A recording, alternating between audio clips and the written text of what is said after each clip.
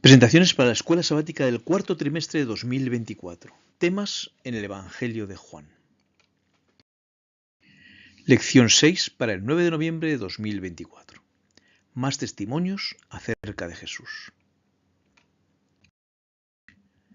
Y cuando yo sea levantado de la tierra, a todos atraeré hacia mí. Juan 12, 32. Son muchos los testimonios que Juan recoge acerca de Jesús. Entre ellos se destaca el de Juan el Bautista, que habló repetidas veces acerca de Jesús y de su obra.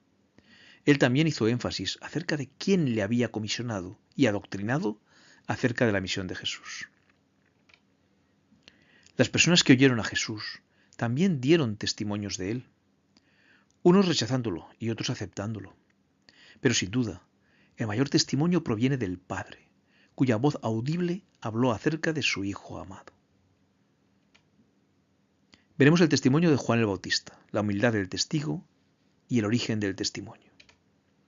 También el testimonio de la multitud, que expresó: esta enseñanza es muy difícil y también nadie ha hablado nunca como él. Y por último veremos el testimonio del Padre.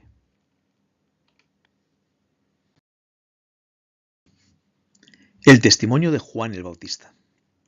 El que tiene la esposa es el esposo, mas el amigo del esposo, que está a su lado y le oye, se goza grandemente de la voz del esposo. Así pues, mi gozo está cumplido. La humildad del testigo. Es necesario que él crezca, pero que yo mengüe. Surgió una disputa entre los discípulos de Juan y los judíos acerca de la purificación del bautismo. La mente de los discípulos se dirigió a Jesús, quien también bautizaba como Juan y cuya fama crecía. Entonces hubo discusión entre los discípulos de Juan y los judíos acerca de la purificación.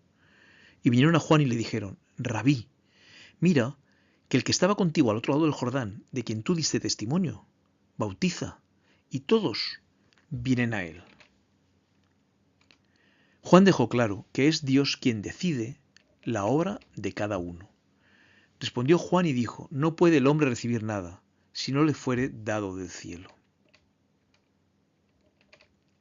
Vosotros mismos me sois testigos de que dije: yo no soy el Cristo, sino que soy enviado delante de él. Jesús es el Cristo. Juan el Bautista es enviado delante de él. El que tiene la esposa es el esposo, mas el amigo del esposo, que está a su lado y le oye, se goza grandemente de la voz del esposo. Así pues, mi gozo está cumplido. Jesús es el esposo. Juan es el amigo del esposo. Es necesario que él crezca, pero que yo mengüe. Jesús debe crecer. Juan debe menguar. El que de arriba viene es sobre todos. El que es de la tierra es terrenal, y cosas terrenales habla. El que viene del cielo es sobre todos.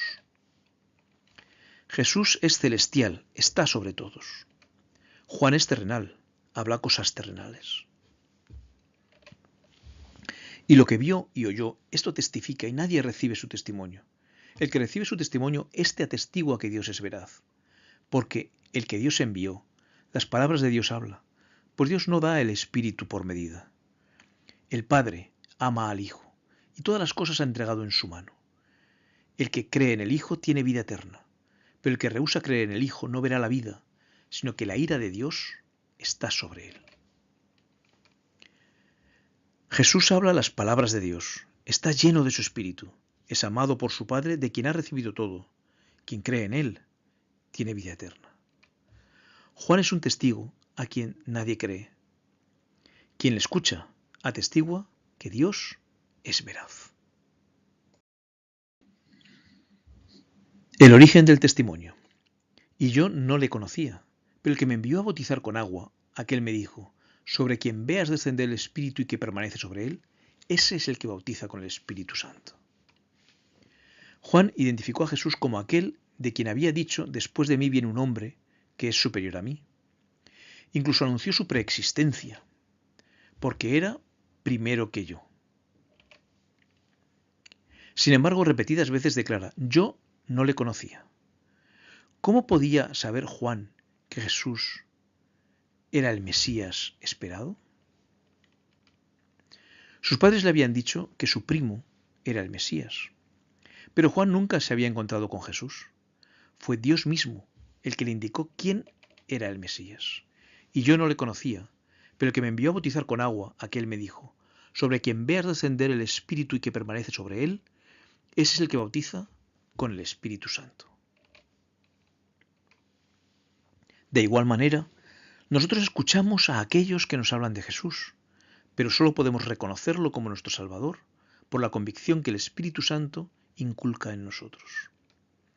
El punto importante es: ¿aceptaremos o rechazaremos esta convicción que el Espíritu pone en nuestra mente?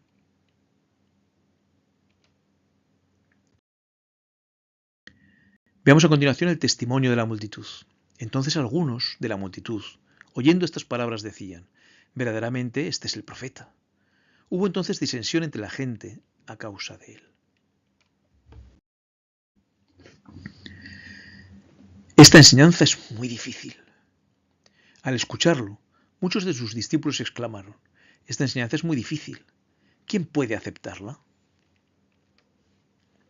Tras la alimentación de los 5000, la multitud creyó que Jesús era el Mesías y querían hacerle rey. Aquellos hombres entonces, viendo la señal que Jesús había hecho, dijeron: este verdaderamente es el profeta que había de venir al mundo. Pero entendiendo Jesús que iba a venir a apoderarse de él y hacerle rey, volvió a retirarse al monte él solo. Al día siguiente, mientras enseñaba en la sinagoga de Capernaum, les habló del pan de vida, despertando en ellos un deseo de conocer más. Y Jesús les dijo: de cierto os digo, no os dio Moisés el pan del cielo, mas mi Padre os da el verdadero pan del cielo. Porque el pan de Dios es aquel que descendió del cielo y da vida al mundo. Le dijeron: Señor, danos siempre este pan. Pero parece que no querían oír verdades espirituales profundas. Ellos querían un rey que les dirigiese en su lucha contra los romanos. Cerraron sus mentes y se negaron a seguir a Jesús o a aceptarle como un Mesías que regenera y convierte el alma. Al oírlas, muchos de sus discípulos dijeron: dura es esta palabra, ¿quién la puede oír? Sabiendo Jesús en sí mismo que sus discípulos murmuraban de esto, les dijo: esto os ofende. Pues ¿qué si vierais al Hijo del Hombre subir a donde estaba primero?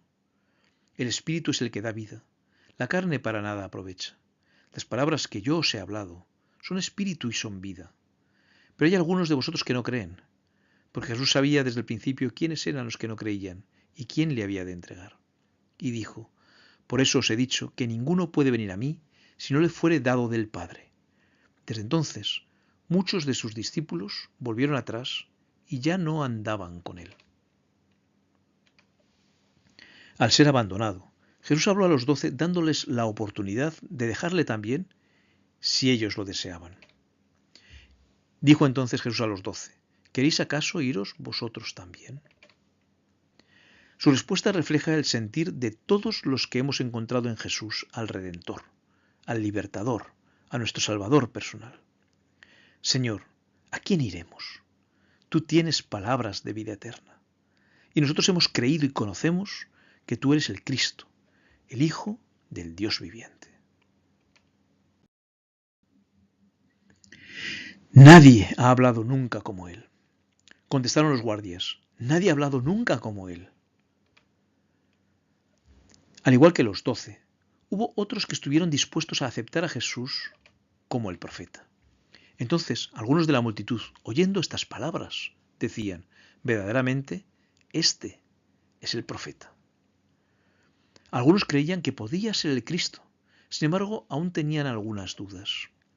Otros decían: este es el Cristo. Pero algunos decían: ¿de Galilea ha de venir el Cristo? ¿No dice la Escritura que del linaje de David y de la aldea de Belén, de donde era David, ha de venir el Cristo? Hubo entonces disensión entre la gente a causa de él. Todos quedaron fascinados con las palabras de Jesús. Incluso aquellos que habían sido enviados por el Sanedrín para aprender a Jesús fueron incapaces de cumplir las órdenes recibidas. Y algunos de ellos querían prenderle, pero ninguno le echó mano. Los alguaciles vinieron a los principales sacerdotes y a los fariseos, y estos les dijeron: ¿por qué no le habéis traído? Los alguaciles respondieron: jamás hombre alguno ha hablado como este hombre. Decepcionados, los miembros del Sanedrín cargaron contra los alguaciles y los trataron de ignorantes. Entonces los fariseos les respondieron: ¿también vosotros habéis sido engañados? ¿Acaso ha creído en él alguno de los gobernantes o de los fariseos? Mas esta gente que no sabe la ley, maldita es.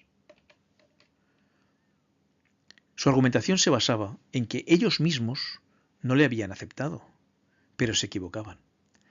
Al menos uno de ellos creía, y Nicodemo no perdió la oportunidad de defender a Jesús.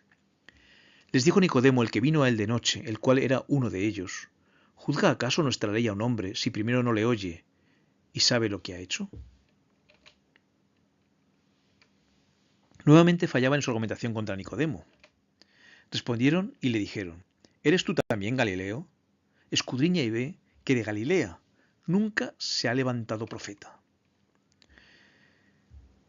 Al menos un profeta había salido de Galilea, el profeta Jonás. Jeroboam II restauró los límites de Israel desde la entrada de Hamat hasta el mar del Arabá, conforme a la palabra del Señor Dios de Israel, la cual él había hablado por su siervo Jonás, hijo de Amitai, profeta que fue de Gat-Efer. Gat-Efer era una aldea de Galilea. En todo caso, sus planes de prender a Jesús quedaron frustrados. Cada uno se fue a su casa.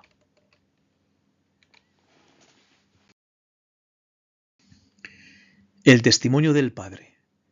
Pues cuando él recibió de Dios Padre honra y gloria, le fue enviada desde la magnífica gloria una voz que decía: este es mi Hijo amado, en el cual tengo complacencia. También el Padre que me envió ha dado testimonio de mí. Nunca habéis oído su voz ni habéis visto su aspecto. Jesús sabía 3 cosas del Padre. Mas yo tengo mayor testimonio que el de Juan, porque las obras que el Padre me dio para que cumpliese, las mismas obras que yo hago, dan testimonio de mí, que el Padre me ha enviado. También el Padre que me envió ha dado testimonio de mí. Nunca habéis oído su voz, ni habéis visto su aspecto. Jesús sabía que el Padre le había dado poder para hacer milagros, que le había enviado al mundo y que había dado testimonio de él. El primer testimonio audible del Padre fue en el bautismo de Jesús, al comienzo de su ministerio. Y vino una voz de los cielos que decía: tú eres mi Hijo amado, en ti tengo complacencia. El segundo, al pequeño grupo que presenció la transfiguración. Mientras Pedro aún hablaba, una nube de luz los cubrió, y aquí una voz desde la nube que decía: este es mi Hijo amado, en quien tengo complacencia. A él oíd. Estas palabras quedaron profundamente grabadas en la mente de ellos. Pues cuando él recibió de Dios Padre honra y gloria, le fue enviada desde la magnífica gloria una voz que decía: este es mi Hijo amado, en el cual tengo complacencia. El tercero y último fue poco antes de la crucifixión, ante un pedido angustioso de Jesús: ahora está turbada mi alma, ¿y qué diré? Padre, sálvame de esta hora. Mas para esto he llegado a esta hora. Padre, glorifica tu nombre. Entonces vino una voz del cielo: lo he glorificado y lo glorificaré otra vez. ¿A quién iremos? No podían apartarse de las enseñanzas de Cristo, de sus lecciones de amor y misericordia, a las tinieblas de la incredulidad, a la perversidad del mundo.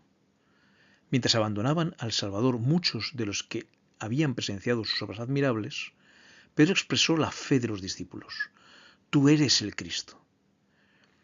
Aun el pensar que pudiesen perder esta ancla de sus almas los llenaba de temor y dolor. Verse privados de un Salvador era quedar a la deriva en un mar sombrío y tormentoso.